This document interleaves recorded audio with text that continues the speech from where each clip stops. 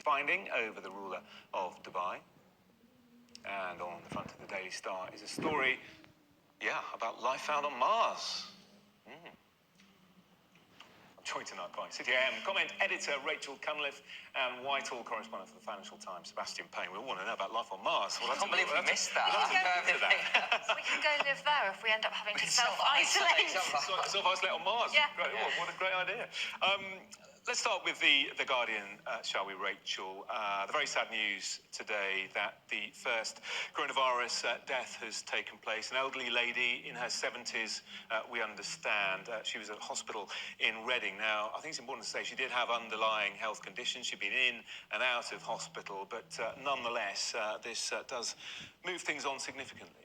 It does. I think the point about her having underlying health conditions is an important one because the number of UK cases, I think, reached 115 today, and this is the first death. So while it is very contagious, it isn't that deadly compared to some other diseases.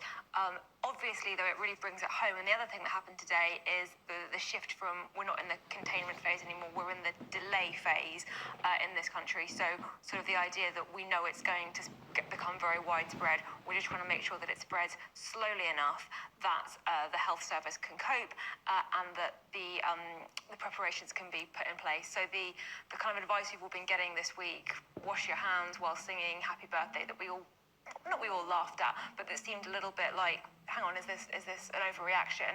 Now that we've had a UK death, I think people are taking it a lot more seriously. Are you taking it seriously? Are you doing that? I'm taking it pretty seriously from an economic perspective. I'm very... Sorry, it's my job. But I'm not so concerned because, as I said, the fatality risk is not that high. But if you do get a wide subsection of the population not going to work, particularly an issue for the self-employed, we've had the news about the sick pay coming in from day one. If people are having to self-isolate, they're not getting paid, or that the jobs aren't getting done, that's going to have knock-on effects. So that bit that I'm worried about. Yeah. But honestly, catching it, either you're going to get it or you're not. There's not a huge amount you can control there. Well, you can wash your hands, can't you? I mean, yes, and we have been doing that. Of trying not to get it, mitigating the chances. Let's move on to the Daily Telegraph and just follow on from that theme that you talked about, patients being told to stay at home if they get a mild virus. How are you feeling the government, Sebastian, has dealt with this so far? Have they done a good job? I think actually remarkably well, because if we think this government's been in this constant campaigning phase ever since Boris Johnson won the election on December the 12th, and there's been an awful lot of noise coming from the government. Yes, we left the EU on January the 31st. They gave HS2 the go-ahead, but generally in terms of actually doing things and reacting to day-to-day issues, it hasn't been that good. But there was a big turning point this week, and I feel that over the weekend, Downing Street realised they had to up their game, and I think they've done it pretty well, actually. And you began the day when you had Matt Hancock on the Today programme, because the government have been boycotting Good Morning Britain on ITV and the Today programme on Radio 4. They have got round those boycotts for the coronavirus issue. There was then a press conference with the PM and Professor Chris Whitty, who I think has come through this amazingly well and is a very reassuring, competent, expert voice that is guiding the nation through this.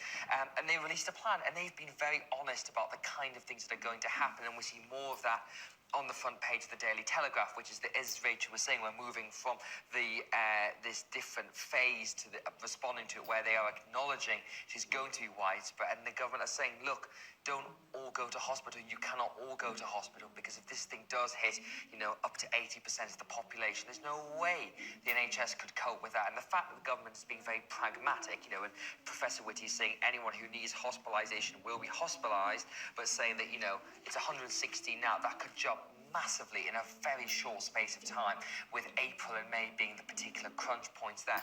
But generally speaking, I think it's hard to fault what the government's done so far. They were too slow at the beginning. I think when this thing first developed earlier in the year, if they weren't taking it seriously, nobody was really taking it seriously. But I think from the weekend until now, when things have got much more serious, we see about the very sad death of this lady today, I think it's hard to fault exactly what's happening. And of course, these things are a political minefield for a government, because it only takes one thing to miss, one person, they don't trace the contact, so that it could spread much more widely, and of course they'll get the blame for it. So that's why they're working so hard. Yeah, and they are warning us that it's highly likely that it will spread in a significant way, so it's going to get worse before it gets better, and the government have a difficult balancing job to do. They do, because you don't want to just go to the let's quarantine everyone and close schools and close workplaces. The Italy now. approach. Well, Italy, it was only certain towns, and it was actually only when it had got sort of really, really bad in those key places. So there is a balance there. I think getting everyone to prepare for it is important.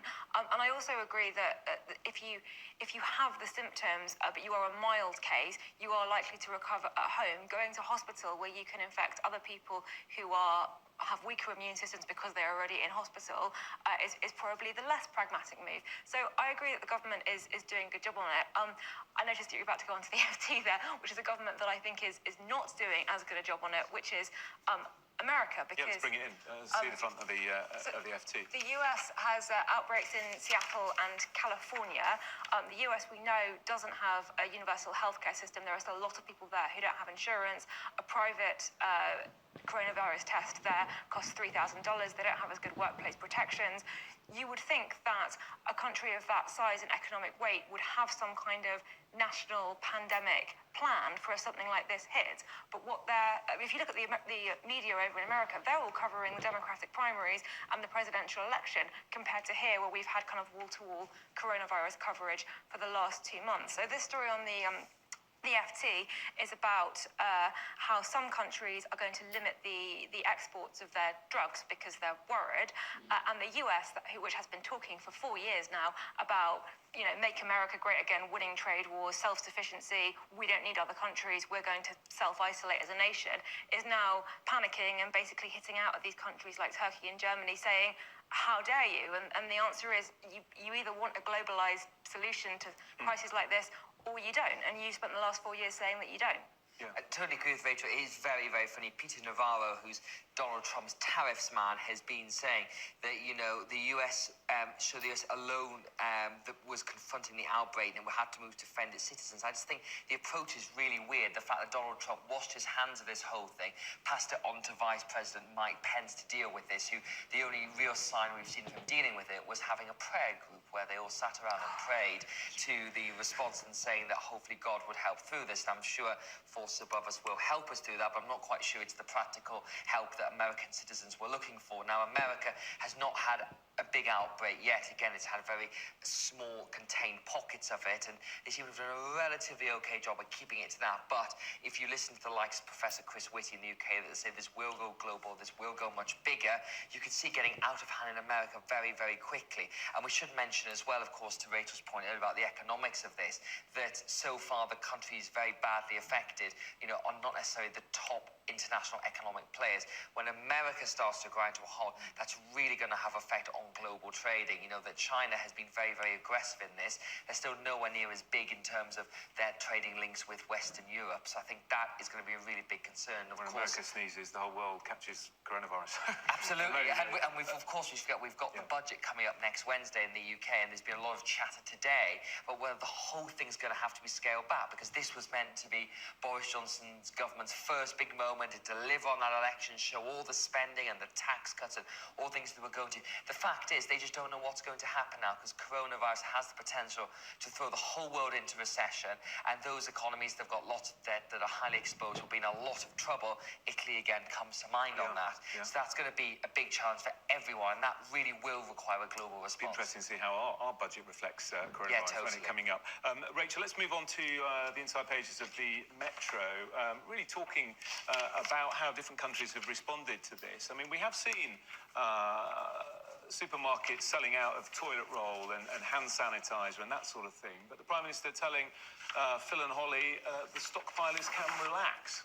Well, stockpilers are going to stockpile. You had the pre-Brexit stockpilers, and we left the EU and there weren't shortages, but there were always people who think that this time it's going to be Armageddon, and we know that what causes shortages is not actual shortages of the goods, often it's panic buying. So I think that the keep calm and be aware, but don't panic yet message is the right one. There are some other little sort of nibs down the side there about various sort of quirky things that have gone on, like Jacob Rees-Mogg saying that no Parliament will remain open, which for now, for now, which you could say, okay, the MPs should have to work just like the rest of us. At the same time, you'd think maybe they'd bring in video conferencing. If anything is going to get us to do kind of voting by proxy or e-voting, maybe it is a global healthcare crisis. Starbucks have also paused the use of personal cups, so sort of their green agenda going to one side. Certain theatres have, Hamilton and the Les Mis theatres, I'm a huge musical fan, have said that for patients self-isolating, people self-isolating who had tickets, they can stream the show from home, which I think will probably not be that much of a consolation. So all these sort of weird pockets of ways that it has affected sort of modern life that you wouldn't necessarily think about. Obviously, the first one being the face mask shortages. Most disturbing news about it is that it can apparently spread to dogs. Oh, didn't know that. But not cats, yeah. It can spread to dogs. Apparently humans can pass it on to dogs. Really? I certainly haven't heard that. That's news to me. A final thought from you, Sebastian, before we get to the break. Yeah, what I thought was interesting about the PM's interview this morning, going on this morning, which is very much trying to speak to the nation and reassure and calm everyone, is the government is absolutely terrified of people stockpiling and getting to a panic over this. And there's a unit within the government called the Behavioural Sciences Unit where they try and track how people's react and think about economics. And they've been brought into the heart of government now as part of the preparing for coronavirus to try and make sure they say and do the right things to not nudge people in towards panic buying. Because if you do that, that does create massive problems. And if you go to some supermarkets, you can see hand sanitizer and pasta missing from the shelves already, but you go to others and the shelves are absolutely full. So I think the government's really trying to say, look, prepare for the worst, but please don't quite go mad at the moment. But I feel like by this time next week, things will have definitely upped a bit from where they are right now. It'll be interesting to see where we are. Yeah, okay. For now, both of you, thank you very much indeed. Coming up, Elizabeth Warren drops out of the Democratic presidential race, leaving two men jostling for the nomination. We're discussing that and plenty more in a moment.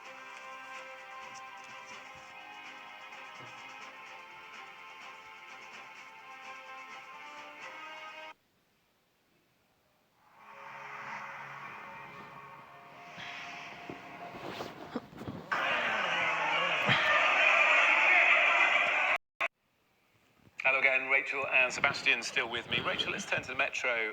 Sad news today for all those people who work for Flybe, and also hugely problematic for people who have tickets. Yeah, for all the passengers who are stranded. So the cheerful, the kind of optimistic take on this very sad story is that train operators and coach firms have all offered free journeys back for people who are stranded because of the collapse this morning. But obviously very sad scenes, sort of the last flights.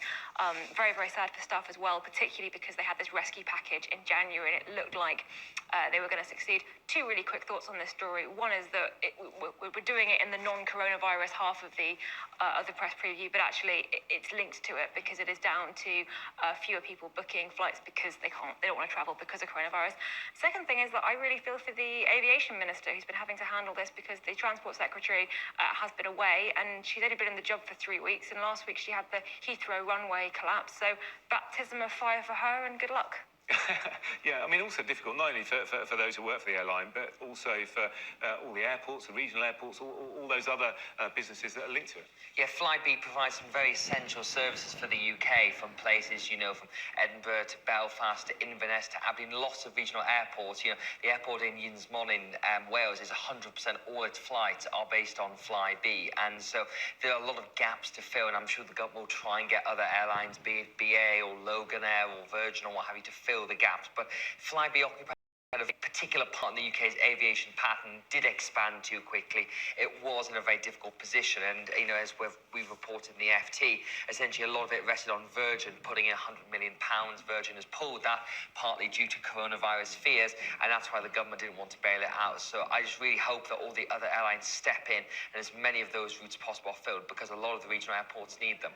Okay, yeah. Let's move on then to your paper, Sebastian, the Financial Times. Elizabeth Warren pulling out of the race for the White House. Yes, so the hope of a first female president has ended with the senator from Massachusetts pulling out of the race. It was kind of inevitable after Joe Biden's amazing showing on Super Tuesday, where he came from basically nowhere in the race to essentially, I think, winning, at least in terms of momentum and narrative, and is now in a head-to-head race with Bernie Sanders to get the nomination.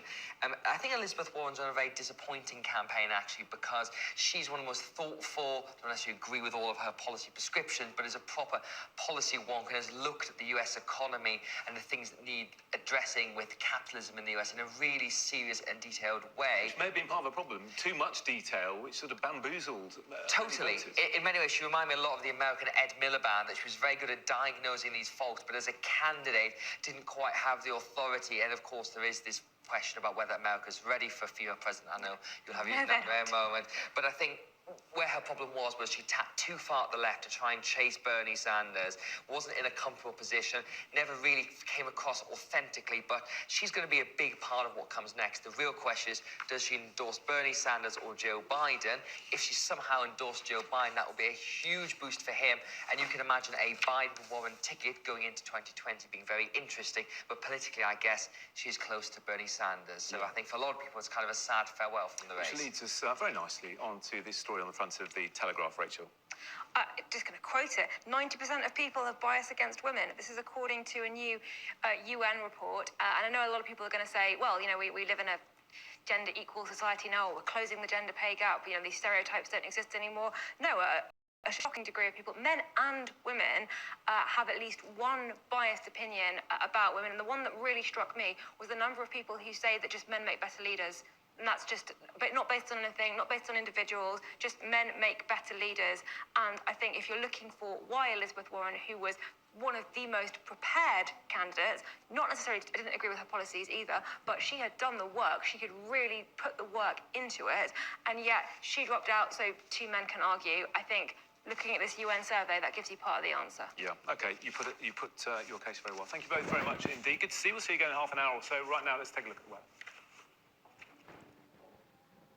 Virus first death in the UK. Lead story 2 on The Guardian's front page. The Times has the headline, first UK death from coronavirus as death toll rises. Also has a photo of the Duke and Duchess of Sussex. On the Mirror, the headline is killer bug victim, first Brit virus death. Again, similar on the front page of the Daily Express, as you can see there. Coronavirus also leads the front of the Daily Telegraph with a warning from the Chief Medical Officer of Health for people to stay home if they have a mild virus due to a lack of hospital beds. The FT leads with coronavirus and limits on export controls for medical supplies, alongside a photo of Elizabeth Warren, who of course walked away from the Democratic presidential campaign a little earlier.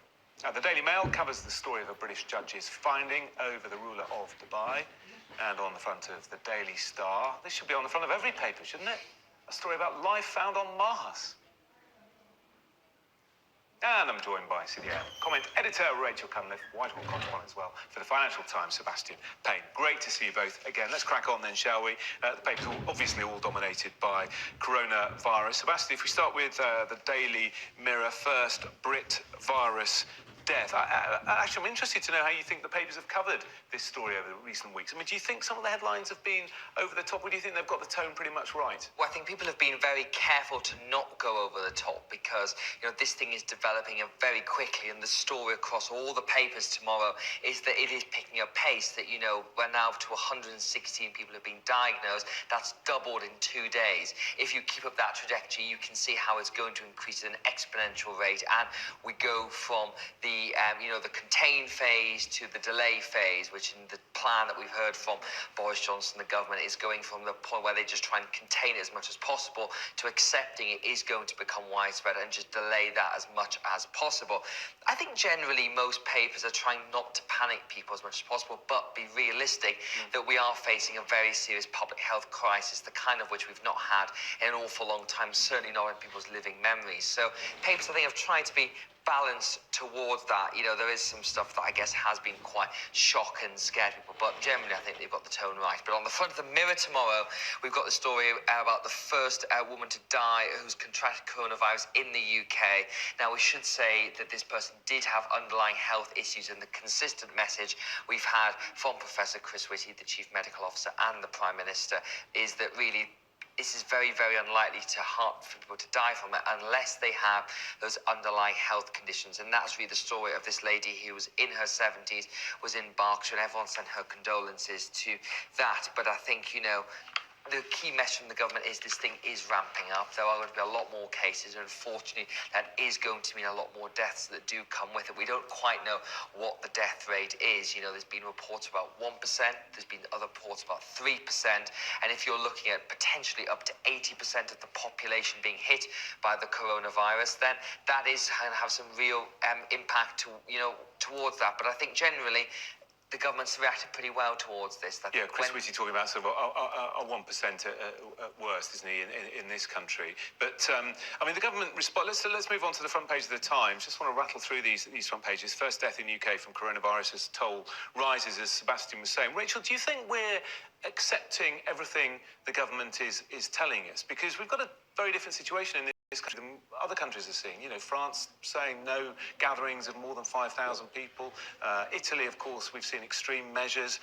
Do you think we're just almost too accepting of what the government are telling us, or do you think that we are being told the right things? I think it's a balance. I think the point about this being very contagious but not particularly deadly is important. One of the things that Times mentions is that the advice has changed, that people who actually do have it but have a mild case, rather than being in hospital, should self-isolate at home. And that seems like very sensible advice, given that, one, the NHS has a beds crisis. There is not going to be space for all these people in hospital. And two, if they go to hospital, they will be in contact with patients who have compromised immune systems and underlying health conditions, so who are more likely to die if they get it. So telling people to self-isolate at home seems like a sensible course of action, rather than rush to hospital and get all of the healthcare treatment right now. I think some of the advice that Chris Whitty has given also is things that might seem sensible, like we're going to cancel football matches. Actually, when you look at the practicalities, well, will that work if all that happens is the people who would have gone to the football match now go to the pub instead? You're just shifting where the risk is. So I think the advice has been calm, yes, but when he's been asked about it, particularly the chief medical officer, he has given very logical reasons for why actually the correct response is not to panic and to take these steps that may seem like we're taking less extreme measures but could actually be more effective. Yeah, and of course the measures that they keep telling us are quite simple, aren't they? You know, washing your hands, sneezing and coughing into a tissue, etc. Let's move on to the inside of the Times. Sebastian talking about self-isolating, but also we're hearing a lot about Professor Chris Whitty, aren't we, Chief Medical Officer for England, someone that probably most of us weren't aware of not so long ago. We're going to read it out for us. I'll read you a little bit about, because he appeared at the Health and Social Care Select Committee today to ask questions, and these sessions are normally a big grilling for public figures, but Professor Whitty dealt with it in a very calm, relaxed manner, in the same way we've seen him in all his public appearances. And Quentin Letts, in his sketch, has done "Cometh the hour, cometh the mild-mannered Englishman, the most improbable of heroes, stands up," and he describes Professor Whitty as a modest, being Polish and just a bit of a star, and praises him for being an expert who really has dealt with this in a very calm way. Always looks the same: blue suit, white shirt, red tie, and it tries to calm all the fears and be very straightforward about it. And this fellow has really appeared from nowhere. He's only been in the job for a couple of months, so is very much into the fire on this. But I think when you look at him as part of the government's response to this whole thing, he's been very, very core to it. And I think that most people do feel quite reassured when you see that person on TV, because, Boris Johnson, people have different views on him. I think personally that he was very much on the back foot over this crisis at the beginning. No leaders of Western countries were really on the front foot. He's got much better at it, but having that expert, experts, we now love them apparently in times of crisis, is a very good thing. Well, I think that's exactly right, that we've had a couple of years of, this country has had enough experts, as Michael Gove sort of said. And now when it comes to a crisis, you realise, no, you do want those technocratic bureaucrats in charge who know what they're doing and who can manage this, because no politician has experience of handling a global health pandemic, which I should say, actually, in terms of how the media has covered it, it isn't a pandemic yet. It is still an outbreak. Certain elements of the media. I'm trying to sort of dampen the panic. But you talk about that. But if we look at the photograph here on this double-page spread, you can see empty shelves there. They're in London branches of Tesco and Asda. So people are panicking, aren't they? If they're emptying shelves of toilet paper, of hand sanitizer, maybe the message isn't getting through to people. I think some people are always going to panic in a crisis. Some people are always going to think, well, if there are going to be shortages, I want to make sure that I've got my supplies before the shortages start. And there isn't really a huge amount the government can do about that, except to say, don't, we're in control. And that's why having a non-political figure heading up the response really helps with that. And I just think that our response so far as a nation has been quite good. I mean, maybe we'll be feeling differently in a week's time where we all have it. My colleague has just come back from Rome, and so I'm feeling a little bit more jittery now that the travel advice used to be just northern Italy had to worry about, and now it's anyone's come back from anywhere in Italy. So, thanks for that if you're watching, Luke. But there is a limit to what governments can do. You see, though, with America, which is on the front page of the FT, Yeah, it's been in the front page of the FT, yeah. What happens when governments really aren't in control? I mean, you've had Donald Trump, and I am not just talking about this in order to criticise Donald Trump. He went on TV and said that if you have the virus, it's fine to go into work, that he had a hunch that it's not that deadly. He sort of called it a hoax.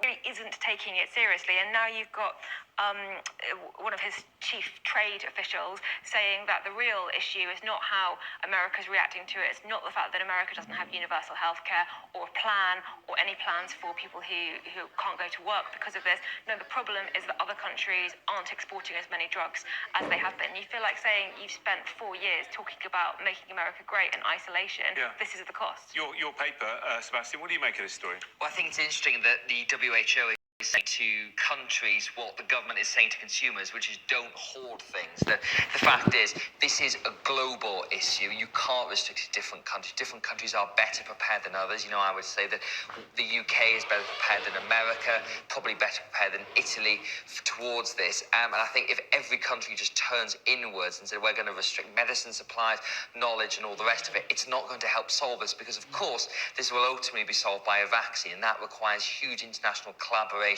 between scientists. We're very lucky in the UK that Oxford and Cambridge and many other of our great universities are playing a big role in that. But to be worried about this, and again, as you said, Rachel, there's a huge irony in Peter Navarro, who is Trump's tariff advisor, who keeps telling him to bang tariffs on every good in sight, is now saying, please don't hoard these medicines, we might need some of them. And I think when you just look at the response from America generally towards this, it just feels quite inept when you think of the scale of this could hit the United States in the coming weeks, because again, so far, America, much like the UK, has been quite contained in pockets around the country, but it feels like that era is going to come to an end the next couple of weeks, and it's going to become much more widespread. And when you look at the main public response being Donald Trump saying there's a cure, there hasn't been, by the way, we're managing it, they're not, by the way, and Mike Pence saying, well, we're on top of this, and he's sitting in a prayer group talking about asking forces above us to solve this. So you put all that together, and it does a bit of a contrast between them and our lovely Professor Whitty. Professor Whitty. So interesting, isn't it, seeing how countries are dealing with this in their own particular way. Thank you both for the moment. Coming up, this in the Times, Johnson faces Tory rebellion over Huawei deal. We'll be talking about that and plenty more in those.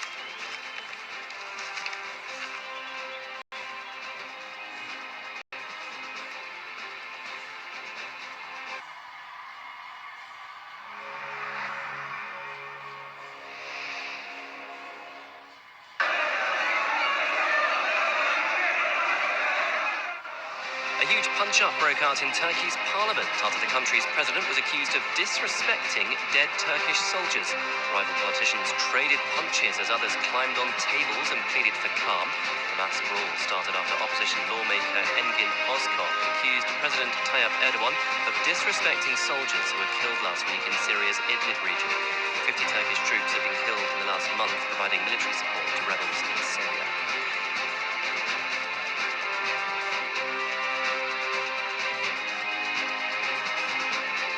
A US trucker was rescued from a burning lorry just seconds before it exploded. New Jersey police footage showed the man being pulled from his cab as the lorry burned. The truck had crashed into a bridge before bursting into flames. The driver wasn't seriously injured. The climate activist Greta Thunberg has hit out at the European Union for surrendering on climate change.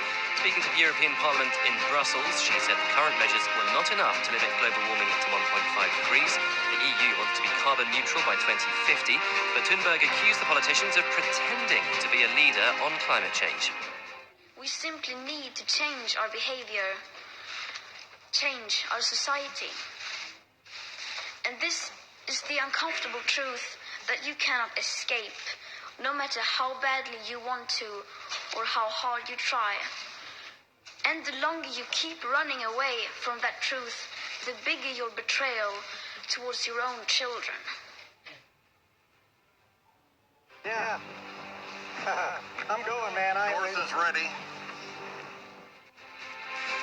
And a daredevil has high-wire walked over a volcano in Nicaragua.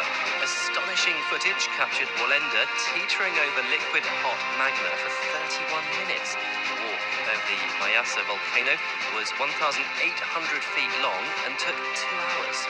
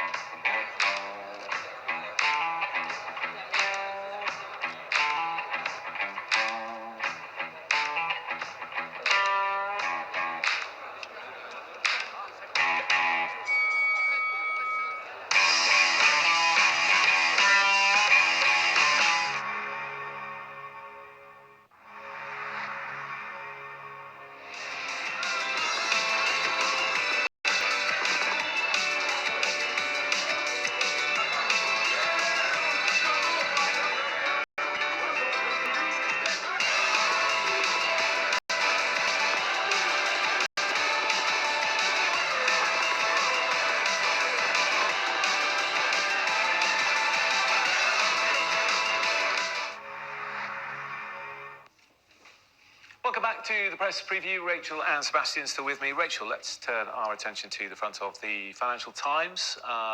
The race for the White House. There's Elizabeth Warren looking a little bit miserable there.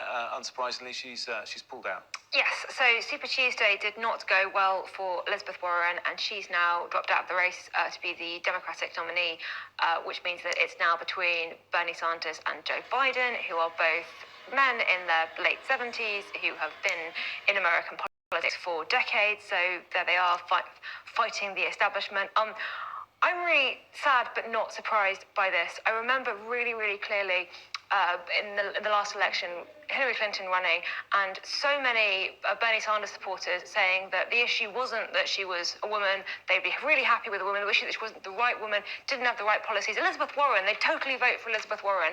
And this time round, Elizabeth Warren has had really detailed policy proposals. She's been great debates. She completely took down Mike Bloomberg in a debate last week, and still somehow it has come to being between two men, because basically America probably isn't ready for a female president just about yet. Obviously.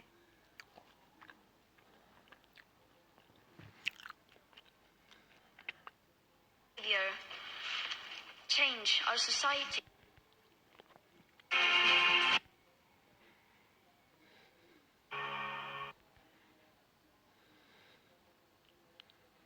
Race for the White House. There's Elizabeth.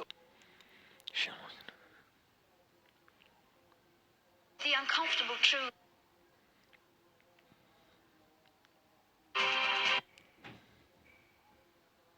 Broke out in Turkey.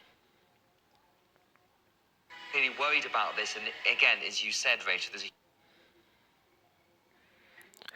حسن بس وطوا شويه بس في الخمس دقائق الجايه هذه. knowledge and all the rest of it. It's not going to help solve this because, of course, this will open.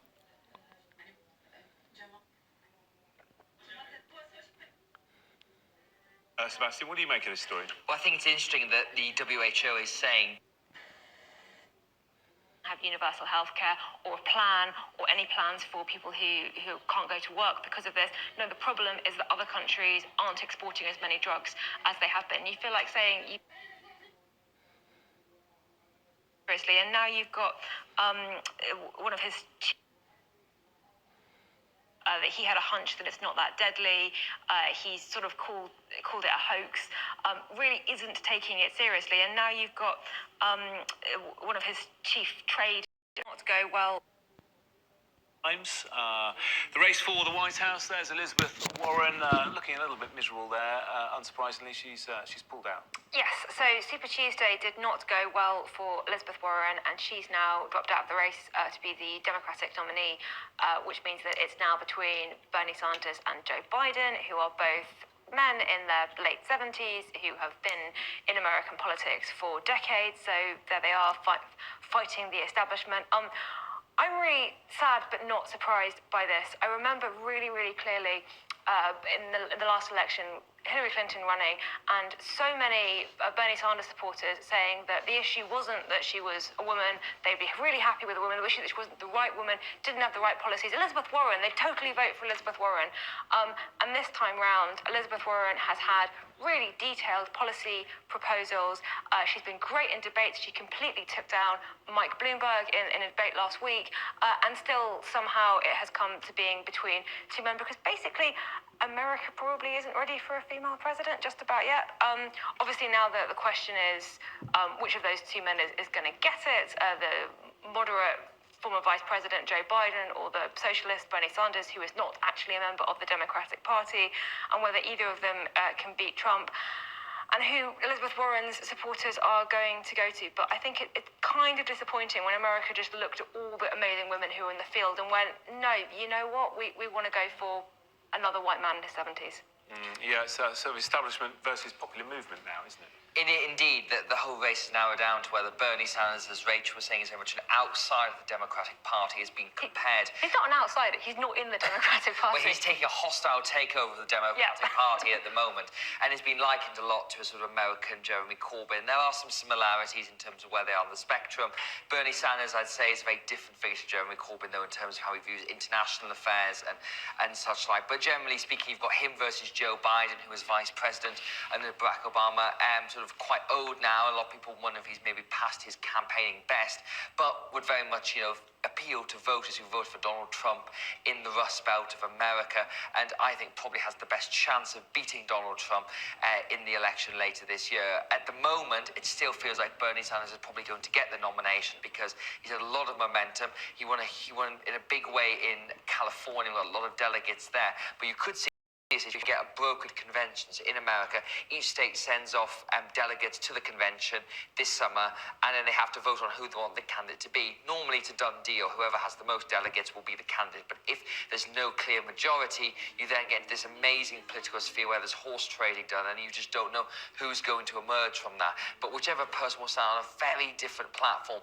And with regards to Elizabeth Warren, I agree it's a big shame because she was a very thoughtful person, very wonkish. She talked a lot about, tax policy and public spending, and not the kind of big, bold rhetoric you normally get in American elections. But she will be missed, and I think it will be, certainly if Bernie Sanders does get the nomination, you'd have to think he will offer her the VP slot. But Joe Biden might do as well. But the race is poorer without her, and it is a shame that it's going to be, another old white man as the next president. I just say one thing about age and gender here. Hillary Clinton in 2016 had heat stroke on a really hot day, looked a bit dizzy, and the papers ran for weeks and weeks and weeks, like, has she got a health crisis? Has she got a brain tumour that she's not telling us about? Bernie Sanders has a heart attack, and everyone goes, yeah, he looks healthy, he's probably fine. Don't tell me that gender doesn't matter. That did get a lot of scrutiny, to be fair. They said, look at how energetic he is at rallies, he's clearly fine. And, his health... I'm not sure that's entirely fair. I think there was a kind of a big focus, and they've tried to get his medical records. There's a lot of reporting out of America on that. Not to the same extent. Okay, I think we better move on, don't we? Let's move on to the Times. Johnson facing Tory rebellion in Commons over Huawei deal. This probably won't get as much coverage as it would normally because of coronavirus. Indeed, this is a story we first reported in the FT this afternoon that Boris Johnson is facing his first real rebellion in the House of Commons next week, and as we know, he decided earlier this year that the Chinese manufacturer Huawei would be allowed to be involved in the UK's 5G network. This is very controversial because some people think Huawei is compromised on national security and may allow the Chinese state a backdoor into Britain's vital national infrastructure. Boris Johnson didn't think that was a problem and felt any risk could be mitigated. A lot of Conservative MPs don't, and this group of grandees you've got from across the party, from Ian Duncan-Smith, who's on the right, the former leader, to Tom Tugendhat, the chair of the Foreign Affairs Select Committee, to Damien Green, the former deputy PM. They've all come out and said, look, something has to be done about this. They're going to table an amendment to a piece of legislation on Tuesday that will force Huawei out of every bit of the UK infrastructure by the end of 2022. At the moment, that group, my understanding is they think they've got between 20 and 40. They would need 40 They need to 40 defeat million. the, Rachel, what are your government. thoughts on this? Oh, it's a really interesting example of the Tory party that was obviously very broken after Brexit and after the sort of Boris Johnson, his shenanigans at the start of being Prime Minister, seems to be coming together. These are two very different wings of the Tory party, the ERG and the moderates, and they all seem to have a real issue with this. And I think it's a reminder that we've been talking a lot about how majority government, the government can do whatever it wants. Actually, the Tory party still want to stay in legislation, and they are still going to make their feelings known. And this could be a really crucial area for the government. Are we going to talk about life on Well, Mars? let's bring it in. We can see the headline.